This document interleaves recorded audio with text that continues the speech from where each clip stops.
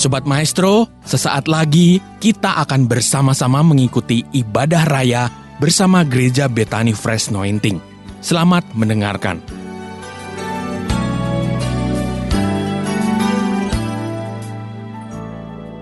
Kami bersyukur untuk sore ini, bulan di mana Engkau memberkati, memulihkan kami. Terima kasih Tuhan, sampaikan firman-Mu, kami siap diberkati. Urapi hamba-Mu, urapi kami semua. Dan semua yang siap diberkati, angkat tangannya dalam nama Yesus sama-sama berkata, amin. Boleh lebih mantap lagi katakan. Sekali lagi tepuk tangannya, katakan amin. Haleluya. Tepuk tangannya lebih meriah lagi saudara, amin. Shalom. Kurang mantap, shalom. Gimana kabar saudara? Makmur, panjang umur, awet muda, diberkati Tuhan, amin. Sebelum duduk lihat kiri kanannya, katakan Jesus bless you. Tuhan mengasihi saudara. Semangat dong, katakan Tuhan mengasihimu, amin. Silakan duduk saudara. Baik, shalom. Kurang mantap shalomnya, shalom. Iya, ini banyak anak-anak muda ya. Kayaknya dari wajahnya pengen nikah ini saudara ya. Puji Tuhan, beda dengan ibadah yang tadi. Baik saudara, sore ini kita akan belajar satu kebenaran firman Tuhan, yaitu Yesus adalah imam besar kita dan juga pengantara kita satu-satunya. Kok enggak amin? Saudara, ketika kita bisa memahami Yesus adalah imam besar kita dan pengantara kita satu-satunya. Katakan dengan saya apa? Satu-satunya. Kita akan mendapatkan keuntungan yang luar biasa. Bahkan kehidupan kita dalam doa pun kita punya kepastian ketika kita berdoa, doa kita dijawab oleh Tuhan. Amin. Mari kita lihat ayatnya saudara. Langsung. Ibrani pasal yang ke-7 ayat yang ke-25 berbunyi demikian. Baca sama-sama. Yang keras dong ya. 2, 3. Menyelamatkan dengan sempurna semua orang yang oleh Dia datang kepada Allah. Sebab Ia hidup senantiasa untuk menjadi pengantara mereka. Amin. Bapak Ibu lihat, karena itu Ia sanggup juga menyelamatkan dengan sempurna. Katakan dengan saya, lebih keras lagi. Keselamatan yang Tuhan beri itu sempurna. Amin. Maka kalau kita membaca Filipi pasal 2 yang dikatakan, mari kerjakan keselamatanmu dengan takut dan gentar. Itu bukan berbicara bahwa keselamatan itu harus dikerjakan supaya sempurna, tidak. Tetapi saudaraku, bicara mengerjakan keselamatan, terjemahan yang tepat adalah bukan mengerjakan, tapi itu adalah buah dari keselamatan. Sebab keselamatan yang Tuhan beri kepada kita, Alkitab mencatat sempurna. Katakan dengan saya apa? Sempurna. Amin.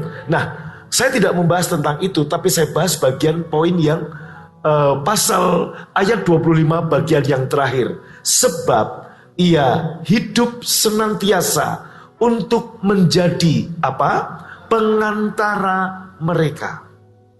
Bapak Ibu yang dikasih Tuhan, ketika kita tahu bahwa Dia pengantara kita, ada jaminan doa kita dijawab. Ada jaminan, saudaraku, nggak mungkin kita ditolak. Karena Dia pengantara kita. Amin. Nah, Bapak Ibu, ketika saudara mungkin dulu ibadah di gereja Protestan, kita sering tiap minggu mendapati ada pengakuan iman rasuli. Ya. Nah, saudaraku, saya bacain ya. Aku percaya kepada Allah Bapa yang Maha Kuasa, Khalik langit dan bumi, dan kepada Yesus, anaknya yang tunggal Tuhan kita, yang dikandung oleh Roh Kudus, lahir dari anak darah Maria, yang menderita sengsara di bawah pemerintahan Pontius Pilatus, disalibkan, mati, dan dikuburkan, turun ke dalam kerajaan maut. Pada hari yang ketiga, bangkit pula dari antara orang mati, naik ke surga, duduk di sebelah kanan Allah Bapa. Amin. Sampai di situ dulu. Duduk di sebelah kanan Allah Bapa. Siapa yang hafal ini? Pengakuan iman rasuli, boleh lambaikan tangannya. Puji Tuhan ya. Saudaraku, saya setengah-setengah apal, makanya lebih tepat saya baca daripada salah. Duduk di sebelah kanan Allah Bapa. Katakan dengan saya. Pertanyaannya, ngapain dia duduk di sebelah kanan Allah Bapa? Ngapain? Inilah saudaraku dikatakan dia hidup senantiasa menjadi pengantara kita kepada Bapa. Maka versi lain yaitu FAYH, kita lihat bagian yang terakhir, ia senantiasa hadir di sebelah kanan Bapa untuk mengingatkan Allah bahwa ia telah menghapuskan dosa mereka, sama-sama baca, dengan darahnya. Bapak Ibu begini, katakan saya utang sama Petrus. Setiap kali saya lihat wajahnya Petrus, saya ingat utang. Betul nggak? Anda pernah utang nggak? Kalau Anda pernah utang, ketemu sama orang yang punya piutang sama Anda, ingat utangnya nggak? Kalau sampai nggak ingat, kebangetan saudara kundableknya gitu loh ya. Betul nggak? Nah saudara, setiap kali saya lihat Petrus, saya ingat saya punya utang. Ketika lihat istrinya Petrus, saya ingat utang saya ke Petrus. Ketika ketemu anaknya Petrus, saya ingat saya punya utang sama Petrus. Itu nggak enak sekali. Sampai satu kali, Jejes saudaraku bilang ke Petrus, berapa utang Pak Agung? 1 juta katakan. Kemudian Jejes melunasi utang saya. Jadi ketika saya melihat Jejes, saya ingat utang saya sudah dibayar. Nangkap? Hal yang sama. Bapak Ibu, inilah Injil kasih karunia yang saya khotbahkan 3 minggu lalu. Yesus mati, dikubur. Dan saat dia dikubur, turun ke alam maut. Berapa hari? 3 hari. Ngapain di alam maut? Menggantikan hukuman yang seharusnya kita tanggung. Anda dan saya yang berbuat dosa, Anda dan saya harusnya masuk ke alam maut, tapi Yesus mati menggantikan kita turun ke alam maut. Halo? Semangat, amin. Nah, Bapak Ibu yang dikasih Tuhan, kemudian dia bangkit pada hari yang ketiga.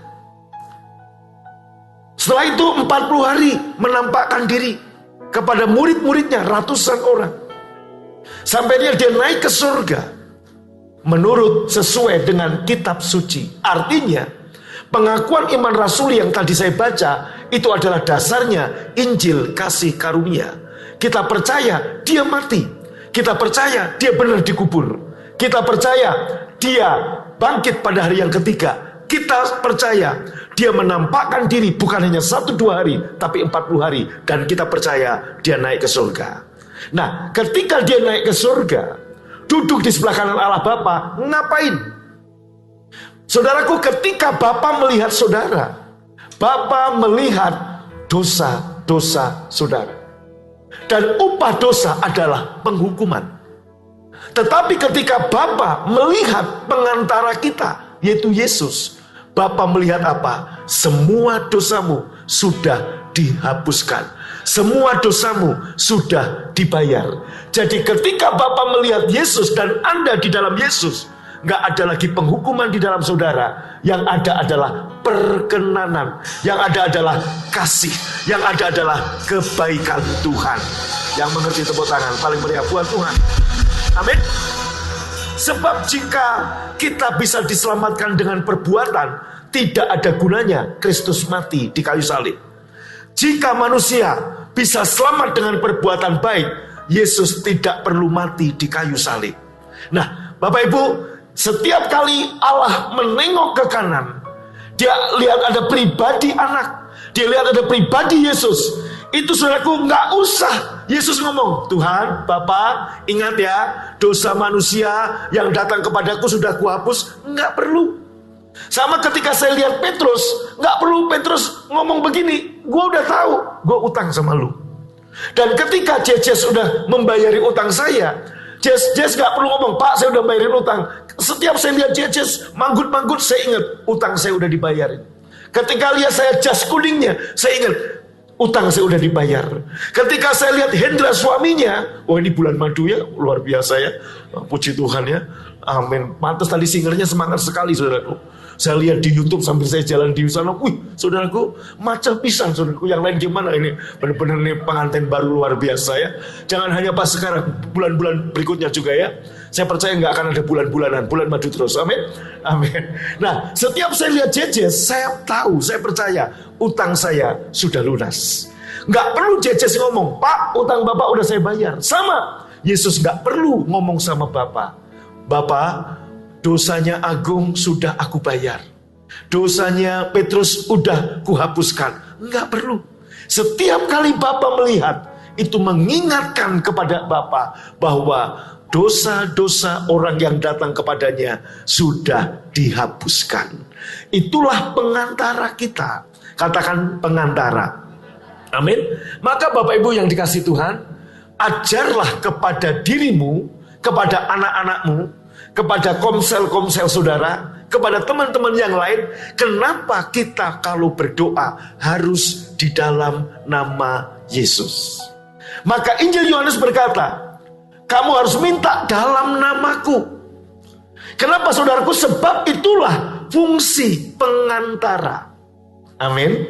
Itulah fungsi pengantara. Kenapa kita berdoa dalam nama Yesus? Nah, untuk kita memahami apa itu pengantara, kita harus memahami dia adalah imam besar kita. Kita baca selanjutnya. Sebab imam besar yang demikianlah yang kita perlukan. Bapak Ibu, kita butuh imam besar yang seperti siapa? Seperti Yesus. Inilah yang kita perlukan, yang saleh, yang tanpa salah, yang tanpa noda, yang terpisah dari orang-orang berdosa, dan lebih tinggi daripada tingkat-tingkat surga. Bapak Ibu yang dikasihi Tuhan, perhatikan saya. Anda berdoa, kita punya pengantara cuma satu, namanya siapa? Yesus. Saudaraku, inilah pengantara satu-satunya. Anda jangan pakai pengantara yang lain, entah orang yang sudah mati maupun yang masih hidup. Saya katakan demikian, siapa orang yang sudah mati? Santo dan Santa. Ibunya Yesus, bapaknya Yesus, muridnya Yesus. Siapa yang masih hidup? Pendeta A, pendeta B. Itu bukan pengantara saudara. Pengantara kita satu-satunya adalah Yesus. Amin. Sebab apa? Inilah imam besar yang kita perlukan. Seperti Yesus. Yaitu apa? Saleh. Tanpa salah. Tanpa noda.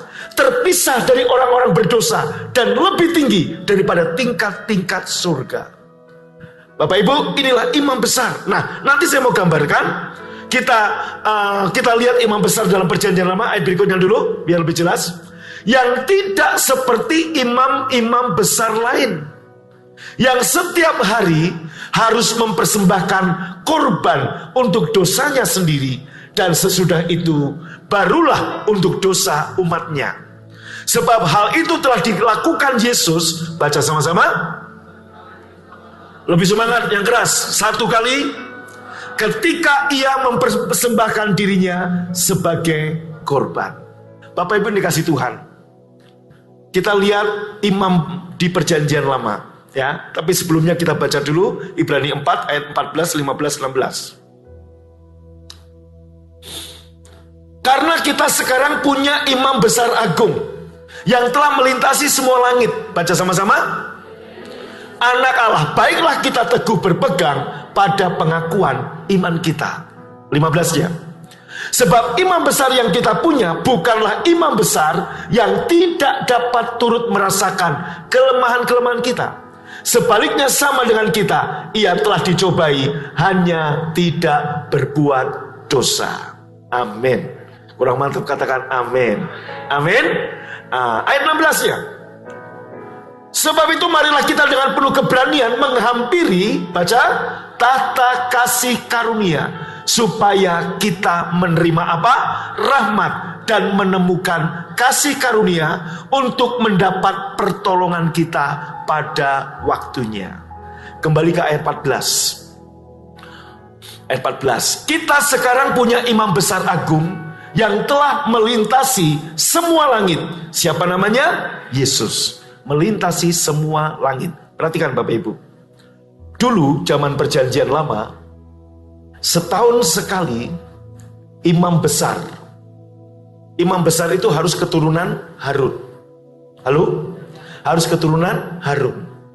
Dia masuk ke langit. Saya katakan masuk ke langit. Kenapa? Sebab di tempat di mana Tuhan gak bisa kita hampiri, itu disebut langit. Manusia tinggal di bumi. Maka saudaraku, dalam gambaran yang diberikan oleh Musa, yaitu lewat tabernakel Musa, imam besar Harun yang pertama, yang kedua anaknya Harun, yang ketiga cucunya Harun, dan seterusnya. Setahun sekali mereka menghampiri Allah di ruang Maha Kudus. Ini yang Yesus katakan, sebelum langit dan bumi lenyap, satu iota pun tidak akan dihapus dari hukum Taurat. Masih ingat ayat itu?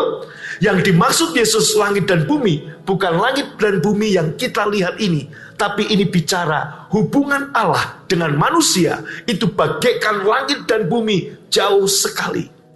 Maka saudaraku, setahun sekali imam besar itu membawa darah dari korban binatang. Dia masuk ke langit, yaitu ruang Maha Kudus. Dia membawa darah dan kemudian memercikkan darah ke tabut perjanjian, ke tabut Allah. Di dalam tabut perjanjian ada 3 benda yang berisi 2 loh batu yang berisi 10 hukum Allah. Menggambarkan, saudaraku, pemberontakan manusia terhadap standar yang ditetapkan Allah. Yang kedua, buli-buli berisi mana menggambarkan pemberontakan manusia atas penyediaan yang Allah berikan. Dan yang ketiga, tongkat Harun yang pernah bertunas menggambarkan pemberontakan manusia kepada otoritas yang Tuhan beri. Istri berontak ke suami, anak kepada orang tua, saudaraku, jemaat kepada gembalanya, ya, bawahan kepada atasannya. Nah, itu semua digambarkan dalam 3 benda tadi, ditaruh di tabut perjanjian dan ditutup dalam sebuah tutup, namanya tutup pendamaian. Katakan dengan saya apa?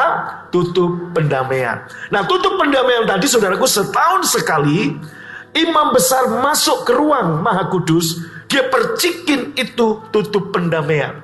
Dan ketika di atas tutup pendamaian ada darah, Bapa melihat darah, maka untuk 1 tahun lagi bangsa Israel diampuni dosanya, diberkati, dan Allah berkenan. Tahun depan imam besar seperti itu lagi, tahun depannya lagi seperti itu lagi. Ini bicara gambaran bahwa darah binatang tidak bisa menyelamatkan manusia. Yang mengerti katakan amin. Nah, Bapak Ibu, dalam Ibrani 4 ayat 14, mana ayatnya jangan dihilangkan. Yesus, imam besar kita, melintasi semua langit. Amin. Melintasi semua langit. Perhatikan saya. Nah, Bapak Ibu, saudaraku, Yesus melintasi langit, bukan membawa darah binatang, tapi membawa darahnya sendiri. Katakan dengan saya, darahnya sendiri. Maka Bapak Ibu, dia ke sana, memasuki, melintasi semua langit. Kapan itu terjadi? Ketika Yesus mati di kayu salib. Anda lihat, ketika Yesus mati di kayu salib, gempa bumi terjadi, dan tabir atau tirai yang membatasi bait suci terbelah jadi 2. Katakan amin. Sehingga tidak ada lagi jarak antara Allah dan manusia. Dulu Allah tinggal, digambarkan di ruang Maha Kudus. Nggak semua orang bisa masuk ke sini. Hanya 1 orang yang bisa masuk, namanya siapa? Imam besar. Itu pun setahun sekali. Nah, imam besar masuk kemungkinannya juga apa? 50-50, hidup atau mati. Apalagi orang biasa masuk, baru nginjek sini, mati. Nah, tetapi saudara, begitu Yesus mati, tabir ini terbuka. Allah bukan lagi tinggal di langit, jauh. Tapi Allah tinggal di mana, saudaraku? Dia menjadikan tubuhmu, taruh tangan di dada saudara, jangan dada orang lain, taruh tangan di dada saudara. Allah menjadikan tubuh kita tempat kediamannya. Allah menjadikan hati kita tempat di mana Dia tinggal. Tepuk tangan dong buat Tuhan. Amin. Amin. Artinya apa Bapak Ibu? Ini yang Yesus maksudkan. Sebelum langit dan bumi lenyap, satu iota pun tidak aku hapuskan. Jadi ketika Yesus mati di kayu salib, hukum Taurat digenapi. Hukum Taurat adalah perjanjian yang lama, sudah dinyatakan usang. Kenapa? Karena tidak berlaku lagi, sudah digenapi oleh kematian Yesus. Amin. Sebab kalau ada orang bisa dibenarkan dengan hukum Taurat, sia-sia Yesus mati di kayu salib. Sebab hukum Taurat dasarnya siapa yang berbuat, tapi kasih karunia dasarnya adalah siapa yang mempercayai apa yang sudah Yesus lakukan bagi kita. Itulah imam besar yang kita punya. Bolehkah kita tepuk tangan buat imam besar agung kita?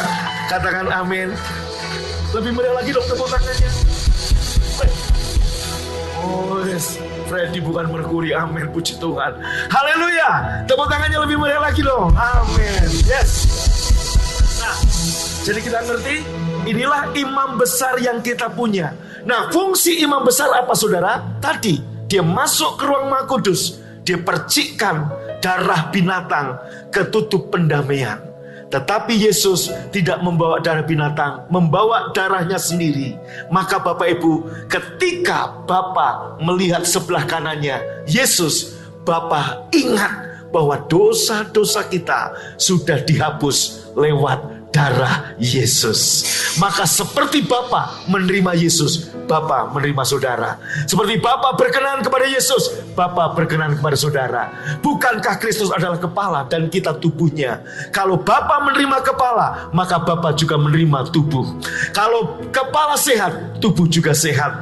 Kalau kepala dikenan, tubuh juga dikenan. Kalau kepala fresh, tubuh juga fresh. Kalau kepala makmur, tubuh tidak kekurangan. Anda dan saya adalah tubuhnya. Kristus adalah kepalanya. Tepuk tangan dong bagi Tuhan. Amin. Jangan ngamuk kok. Saudara, ini ada pemain baru, gak ada rotan akar pun jadi, saudaraku. Haleluya. Makanya tadi ini kok ngamuk-ngamuk begini. Haleluya. Tenang, jangan ngamuk. Kayak pelampiasan mau mukul siapa aja ini ya. Nah, oke, Bapak Ibu, shalom. Kurang mantap shalomnya. Shalom. Nah, dari sini kita ngerti Yesus imam besar kita satu-satunya. Katakan dengan saya, imam besar kita satu-satunya. Kurang mantap, lebih keras. Inilah imam besar yang kita perlukan. Saleh, tidak ada salah. Lebih tinggi dari sorga. Betul? Tidak bercacat celah. Inilah imam besar yang kita punya. Nah saudaraku, maka dengar. Bangsa Israel dulu diberkati. Ingat baik-baik. Nggak peduli saudaraku, mereka ngapain, yang jelas kalau ada darah di atas tutup pendamaian, Allah sekali lagi berkata, aku berkenan memberkati. Nggak peduli sebaik apapun saudara, jika tidak ada darah yang membuat Allah berkenan, 1 tahun lagi engkau mengalami penghukuman. Tetapi ketika Yesus mati di kayu salib, Dia adalah tutup pendamaian kita. Bukan untuk 1 tahun, tapi selama-lamanya. Maka saudara dan saya kalau mengerti ini, Anda punya hak untuk diberkati seumur hidup, bahkan selama-lamanya. Karena harga sudah dibayar oleh Yesus. Percayakah Anda? Kurang keras, percayakah saudara? Banyak orang mau sosi. Nah ini yang membuat kenapa engkau gak diberkati. Sebab dasar kasih karunia, perjanjian yang baru adalah siapa yang mempercayainya, dia akan menerimanya. Walk by faith, not by sight. Saudaraku, ini dasarnya. Maka Galatia berkata, saudaraku, dasar hukum Taurat adalah siapa yang berbuat. Tapi dasar kasih karunia adalah siapa yang mempercayainya. Pertanyaannya, apakah ada orang yang berbuat dan bisa selamat? Tidak ada. Kalau dengan perbuatan orang bisa selamat, bisa diberkati, gak perlu Yesus mati di kayu salib. Amin. Amin. Nah, ini tentang imam besar. Kita akan lihat lagi, saudaraku, supaya kita mengerti tentang pengantara, kita belajar dari kitab Imamat pasal yang pertama, ayat yang ketiga mulai.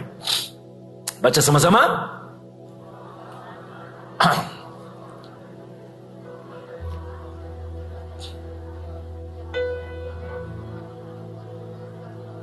Amin.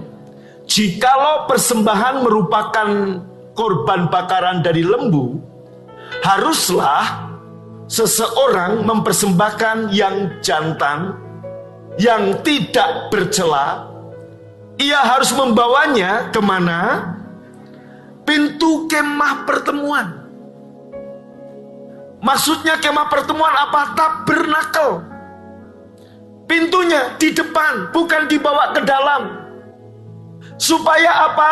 Imam memeriksa korban itu. Setelah diperiksa tak bercacat celah, memenuhi syarat, baru prosesi selanjutnya dilakukan. Saya kasih gambaran. Saudaraku, ada 3 jenis korban. Orang miskin ngasih persembahannya burung. Orang sedang ngasih persembahannya kambing atau domba. Orang kaya lembu atau sapi. Yang kaya banget lembu, sapi, kambing, domba dalam jumlah yang banyak. Nah, ini orang berdosa yang kaya.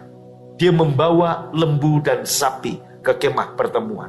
Nah, saya sebagai imam, ini saudaraku gambaran apa yang imam lakukan untuk saudara bisa diterima, dikenan, diampuni dosanya. Itu begini. Kemudian saudaraku, imam memeriksa korban lembu ini. Dengarkan baik-baik.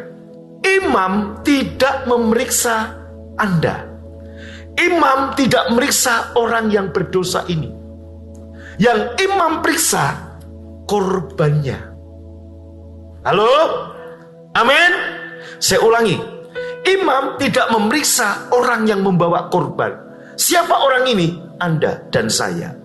Tapi yang imam periksa adalah korban yang akan disembelih.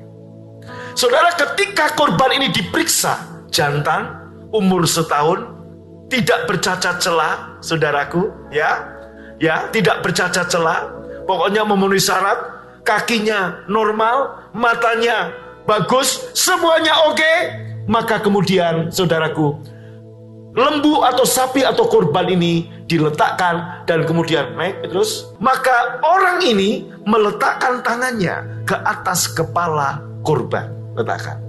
Nah, dia seperti ini. Ketika orang berdosa ini meletakkan tangan ke atas korban, terjadi transfer 2 arah. Bilang sama saya. Yang belakang katakan transfer 2 arah. Dosa-dosa dia, keburukan dia, kelemahan dia, kutuk dia, penyakit dia, kemiskinan, kegagalannya berpindah ke korban saudara. Nangkep? Siapa yang nangkep boleh lambaikan tangannya. Nah, tadi korban ini tak bercacat celah. Berarti apa? Sempurna. Kesempurnaan korban berpindah ke dia. Hal yang sama, ini berulang-ulang mesti dilakukan, karena tidak mungkin darah binatang menyelamatkan. Saudaraku, Yesus datang membawa darahnya sendiri. Maka orang agama lain pernah tanya saya pernah masuk gereja, Tuhannya orang Kristen anak domba ya? Kenapa kok anak domba disembah? Saudaraku, anak domba yang dimaksud adalah Yesus, anak domba Paskah, anak domba Allah, korban yang tak bercacat celah. Perhatikan, Yesus tidak pernah berdosa, sempurna. Yesus tidak pernah berpikir kotor, tanpa noda. Yesus tidak pernah kepahitan, perfect. Yesus nggak pernah berbuat dosa. Jangankan berpikir dosa pun tidak. Dia adalah korban yang sempurna. Jadi Bapak Ibu, seperti imam tadi ketika Petrus datang, dia tidak diperiksa, tapi yang diperiksa korbannya. Dan ketika korbannya diterima, tak bercacat celah, saudaraku, ini ditumpang tangan, Maka Petrus tumpang tangan. Terjadi transfer dua arah. Hal yang sama, arahkan tanganmu kepada Tuhan. Mari angkat tangan. Ketika engkau mengangkat hati, iman, percayamu, tanganmu kepada anak domba Allah. Siapa namanya? Siapa namanya? Dengarkan baik-baik. Ketika engkau mempercayainya, perhatikan saya sambil engkau angkat tangan, sambil arahkan imanmu kepada Yesus. Ada transfer dua arah. Ketidaksempurnaanmu, dosamu, kutukmu, kemiskinanmu, penyakitmu, kegagalanmu, dengar, berpindah kepada korban Yesus Kristus. Dan kesempurnaan Yesus berpindah kepada saudara. Amin. Dia yang kaya rela jadi miskin. Kemiskinanmu berpindah kepada dia. Dia yang sehat jadi sakit, supaya penyakitmu berpindah kepada dia.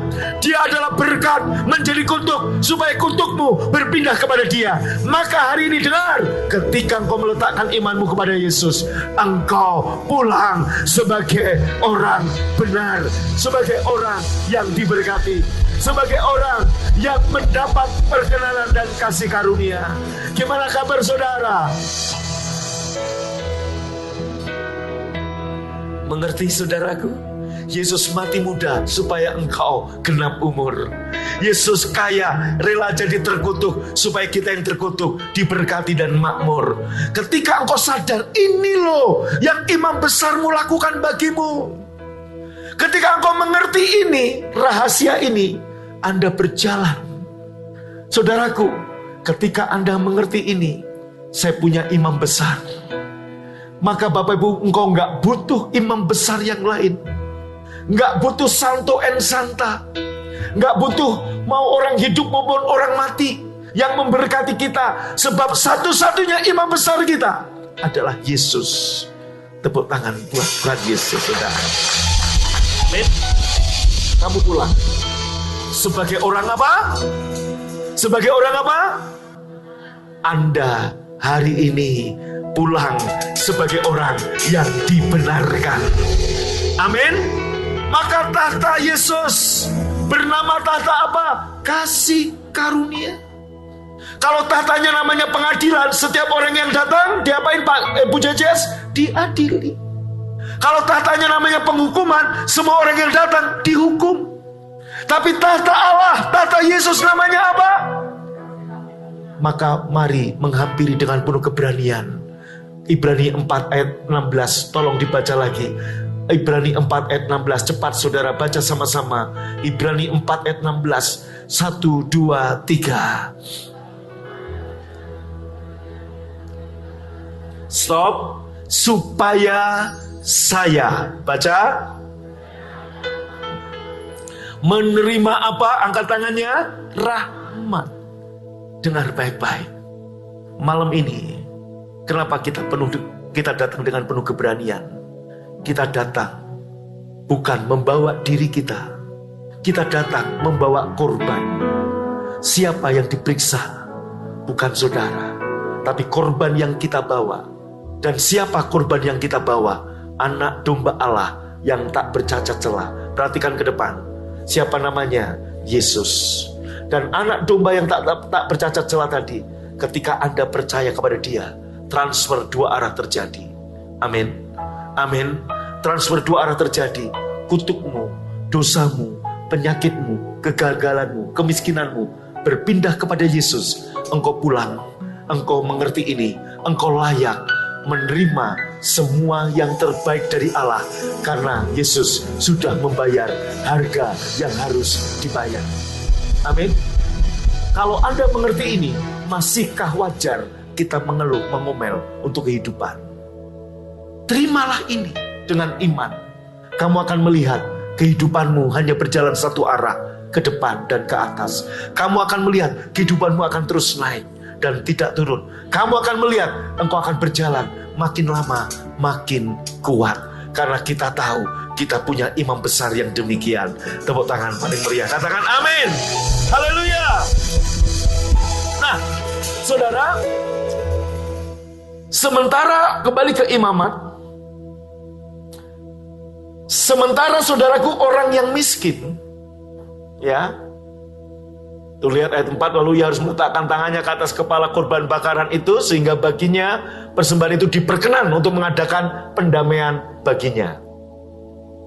Korban yang kita bawa bukan domba, bukan kambing, bukan lembu, bukan sapi, tapi Yesus, anak domba Allah.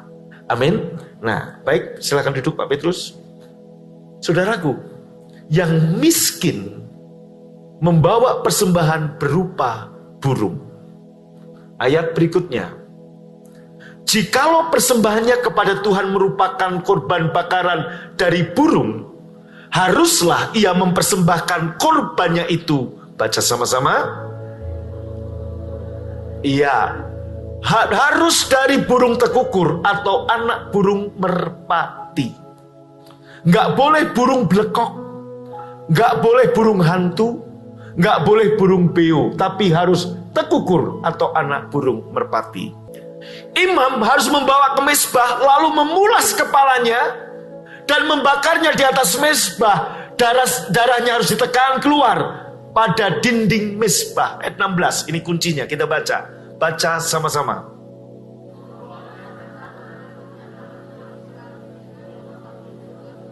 Amin. Tembolok itu tempat nyimpen makanan.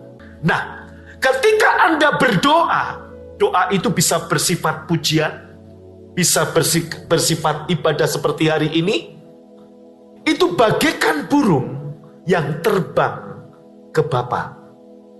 Ketika Hendra dan Jejes pengantin baru berdoa dalam nama Yesus, Tuhan kami pengantin baru. Tentunya namanya pengantin baru melangkah. Ada kekhawatiran. Gimana untuk kehidupanku ke depan? Gimana untuk membiayai rumah tangga kami? Gimana kami mau beli rumah dan sebagainya?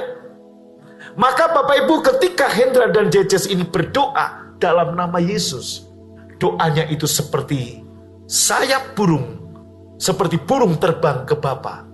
Nah, Bapak Ibu ini kasih Tuhan, nggak usah khawatir untuk doa yang Anda naikkan. Berdoa saja, berdoa saja. Why? Sebab ayat 16, bulunya harus disisihkan. Perhatikan saya, berarti bulu-bulu ini beserta tembolok ditaruh di abu, dicabutin saudaraku. Siapa yang nyabutin? Imam, betul. Imam mencabuti. Siapa imam besar kita? Lebih keras, siapa imam besar kita? Jadi siapa yang mencabuti bulu? Imam. Nah, doa kita terbang. Bulu-bulu ini gambaran apa, Pak, Bu? Gambaran kenajisan dalam doa kita. Bukankah, apakah saudara tahu doa Anda itu tulus? Apakah Anda tahu doa Anda itu perfect? Apakah kita tahu doa kita sempurna? Gak ada yang tahu. Kalau kita nggak tahu, kita nggak berani berdoa. Nah, Yesus sebagai imam dan sebagai pengantara membuat kita berani berdoa, menghampiri tahta kasih karunia. Why? Bulu-bulu yang dicabuti tadi dan ditaruh di tempat abu, dibakar. Ini menggambarkan apa? Banyak orang berdoa tapi ragu-ragu, saudara. Betul nggak? Anda berdoa, Tuhan berkati aku, sambil apa iya ya Tuhan berkati aku. Tuhan sembuhkan anakku, tapi sambil khawatir apa benar anakku sembuh. Jadi doa tapi ada kekurang percayaan. Betul? Nah, kekurang percayaan adalah kenajisan. Ini dicabut oleh imam besar kita. Nggak sampai ke Bapa, tenang, nggak sampai. Apalagi doa yang untuk mementingkan diri sendiri. Doa yang bahasanya adalah bentuk kebencian, kepahitan. Doa yang dinaikkan atas dasar, saudaraku, pengen pujian. Ada contoh WL singer pengkhotbah. Dia melayani Tuhan di depan. Tapi sembari supaya apa? Cari pujian. Level pertumbuhan imannya kepada Tuhan masih di situ. Ada orang yang doa dalam tanda kutip membawa persembahan perpuluhan, masukin ke kotak. Dia baru jual emas dari Monas, saudaraku. Perpuluhannya besar. Ketika masukin ke kotak, saudaraku, dia bilang sama Pak Eka, dia bilang sama Petrus, ini kenapa lubangnya kecil, duit gua nggak masuk-masuk. Sembari sebenarnya pamer. Betul apa betul? Ada orang-orang yang artinya apa? Memberi dengan tangan kanan, tapi tangan kiri tahu. Ada orang-orang seperti itu. Bagaimana persembahan, doa, ibadah kita diterima sama Bapa? Gak akan diterima kalau kita gak punya imam besar yang mencabuti kenajisan. Amin. Haleluya. Tapi gak apa-apa lah. Ya, puji Tuhan. Ya. Doamu akan diterima oleh Bapa karena engkau punya imam yang menyaring doa saudara. Bulu-bulu tadi dicabut. Apakah selesai? Belum. Ayat 17-nya. Dan ia, imam, harus mencapik burung itu pada pangkal sayapnya, tapi nggak sampai terpisah. Lalu imam harus membakarnya di atas mezbah, di atas kayu yang sedang terbakar. Baca sama-sama yang keras. 1, 2, 3. Suatu korban api-apian. Sama-sama baca. Yang baunya menyenangkan bagi Tuhan. Pak, Bu, berarti yang baunya menyenangkan bagi Tuhan apa? Korban yang sempurna. Betul? Darahnya, tubuhnya dipanggang, dibakar. Dengarkan. Pertama, doamu yang masih ada kenajisan dicabuti. Yang kedua, saudaraku, ibadah kita disempurnakan oleh darah Yesus, keharuman Yesus, korban bakaran Yesus. Saudaraku, membungkus doamu, dan itu menyenangkan hati Bapa. Dengan begini kita mengerti doa kita selalu dijawab oleh Bapa karena kita punya pengantara yang sejati. Namanya siapa? Yesus. Dan kemudian ditambahkan oleh Yesus keharuman korbannya sendiri, darahnya sendiri membungkus doa kita. Dan ketika Yesus sebagai pengantara duduk sebelah kanan Allah Bapa, dia membawa doa kita. Artinya begini saudara, Yesus duduk di sebelah kanan sebagai pengantara, berarti bukan dulu saya berpikir Yesus itu mendoakan kita 24 jam non-stop di sebelah kanan Bapa. Tidak. Yesus berdoa ketika dia masih jadi manusia dalam Yohanes 17. Tetapi ketika dia sudah ada di sana, semua udah dikerjakannya. Yang dia lakukan hanya duduk sebelah kanan Allah Bapa, dan Bapa memandang Yesus. Kenapa? Itulah Bapa mengasihi Yesus dan semua yang ada di dalam Yesus. Siapa yang ada dalam Yesus? Kita. Maka Anda pun dikasihi, diberkati. Doa kita selalu diterima. Maka beranilah berdoa dalam nama Yesus. Kau enggak amin? Amin? Amin? Dari sini kita ngerti bahwa doa kita selalu dijawab. Nah Pak, Bu, apa yang harus kita lakukan? Banyak dari kita di masa-masa sulit ini mungkin gak tahu lagi apa yang harus Anda lakukan. Saudaraku, saya tahu ada banyak orang berkata, Tuhan, saya gak tahu apa yang saya lakukan, apalagi yang harus saya lakukan, tapi mataku tertuju padamu. Tuhan, tolonglah aku. Saudara, ketika Anda minta tolong, Yesus gak menganggap rendah. Yesus gak menghakimi saudara. Petrus ketika minta tolong, apa yang Yesus lakukan? Dia ulurkan tangannya, dia angkat Petrus dari tenggelam. Hal yang sama ketika Anda minta tolong, apapun keadaanmu, terpuruk di bawah, tangan Tuhan terulur buat saudara, menolong dan mengangkat saudara. Bangkit berdiri saudara. Ku pandang wajah dan berseru,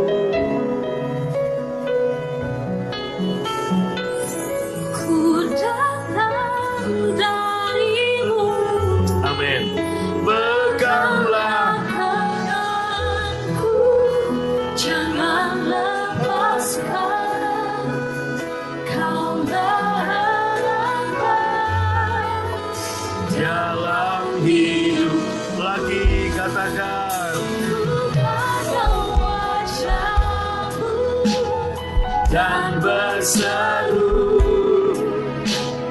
pertolongan ku datang padamu, peganglah tanganku, jangan lepaskan,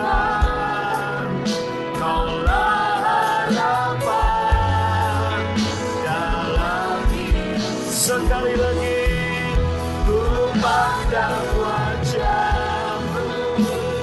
dan berseru,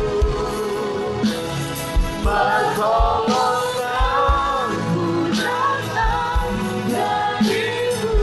Amin. Jangan lepaskan. Ora lepaskan.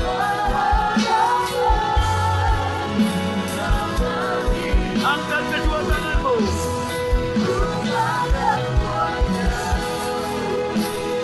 dan berseru,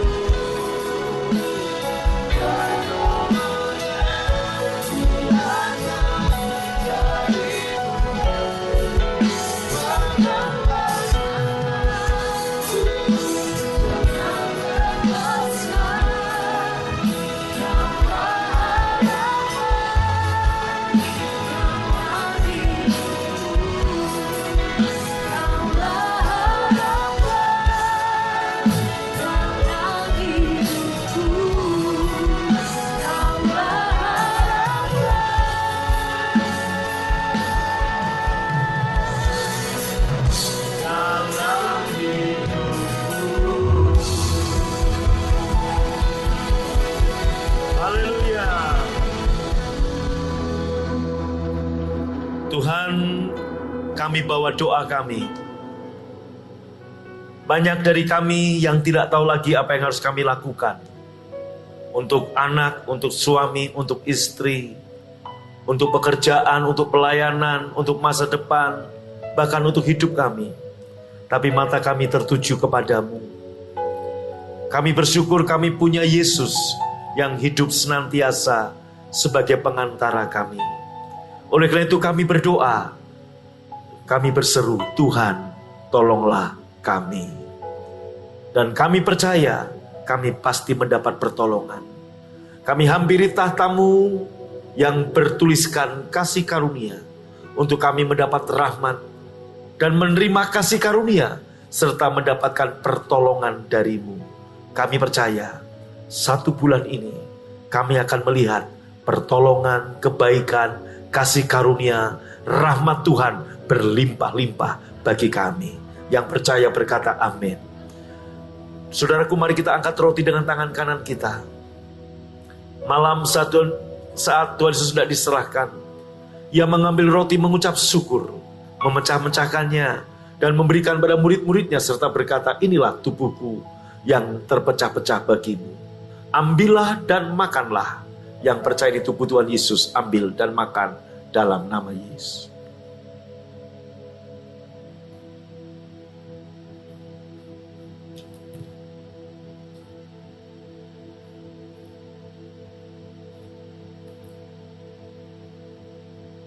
Mari angkat cawan dengan tangan kanan Bapak Ibu.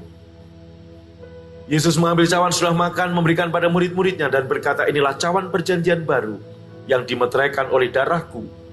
Yang percaya ini darah Yesus, ambillah dan minumlah. Mari kita minum dalam nama Yesus.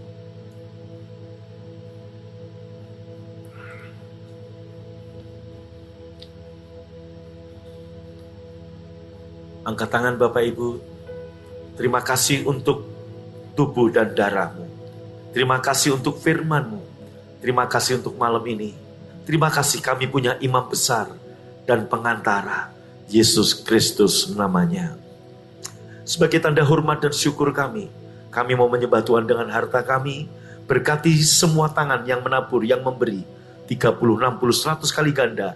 Dan juga mereka yang mengembalikan perpuluhan. Tuhan berkati semuanya.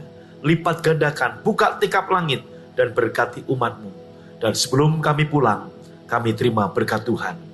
Angkat tanganmu, Tuhan memberkatimu dan melindungimu. Tuhan menyinarimu dengan wajahnya, serta memberimu kasih karunia.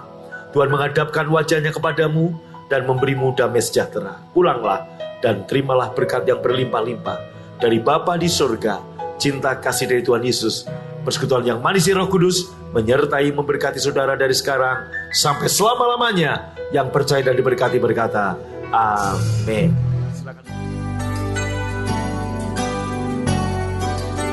Sobat Maestro, Anda baru saja mendengarkan ibadah raya bersama Gereja Bethany Fresh Anointing.